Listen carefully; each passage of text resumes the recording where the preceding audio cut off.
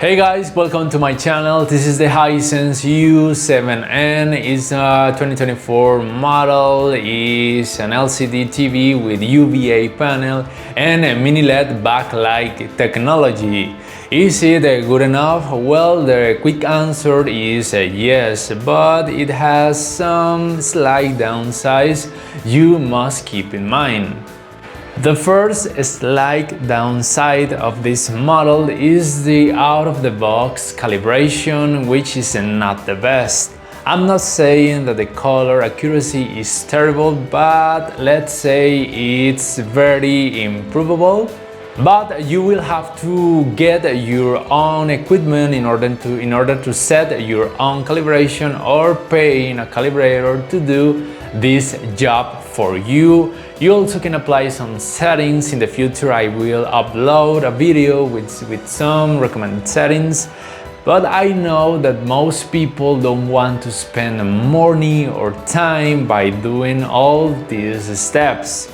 That's why I always show the results out of the box calibrations so people can see what they will get when they use this and other TVs for the first time.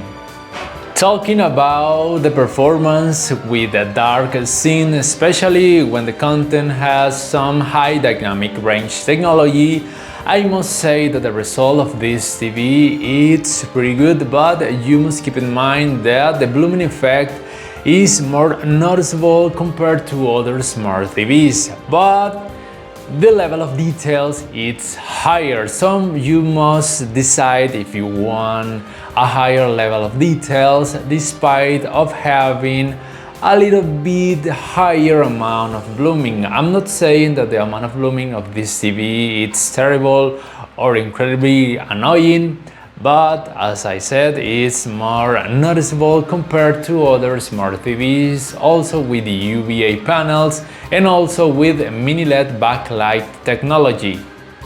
The gaming performance of this model is outstanding. It has two HDMI 2.1 ports compatible with the 120Hz and also with the 144Hz in 4K, also with variable refresh rates technologies.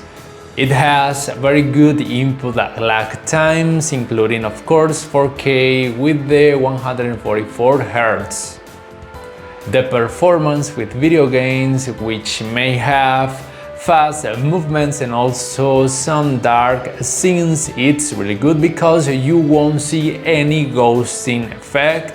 At least I didn't experience this annoying effect, so this is great for this smart TV despite of having a UVA panel.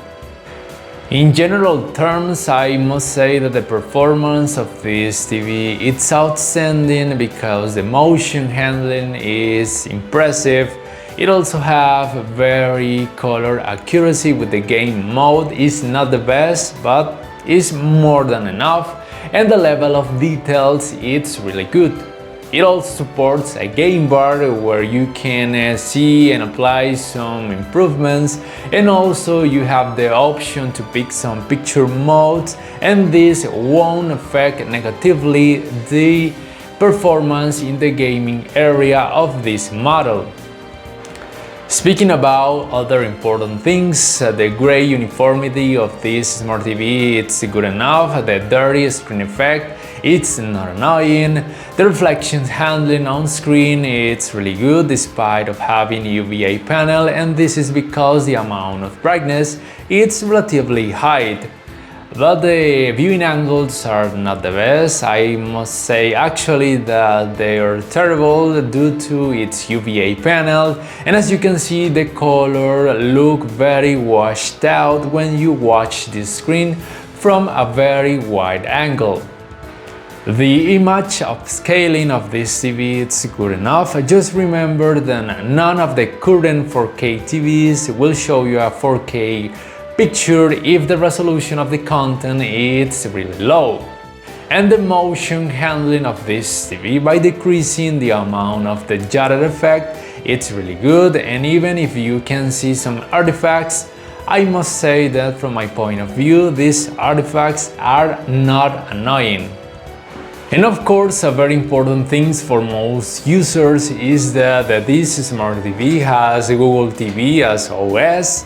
It has a higher variety of apps, and also some APK files can be installed in case you need it. It also supports the hands-free voice control option. Also, you can screen mirror your smartphone when you need it by using the app Google Home or by using the AirPlay option.